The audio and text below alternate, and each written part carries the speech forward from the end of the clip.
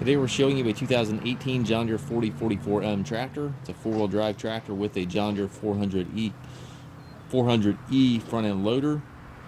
Tractor has right around 80 hours on it, has 43 horsepower.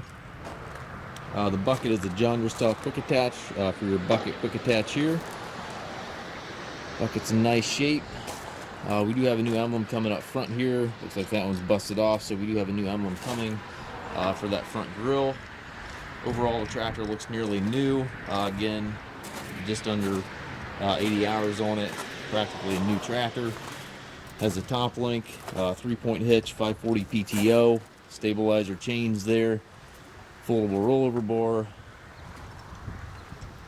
And again, 43 horsepower, has a 4-cylinder Yanmar diesel engine. Has the hydrostat transmission, 3 ranges here to the left of the seat. Twin pedals over there to the right for your forward reverse. Very, very clean tractor, as you can tell. Again, 2018, right around 80 hours on it. We do take trades. We also offer financing for qualified customers. We also can arrange delivery anywhere within the U.S.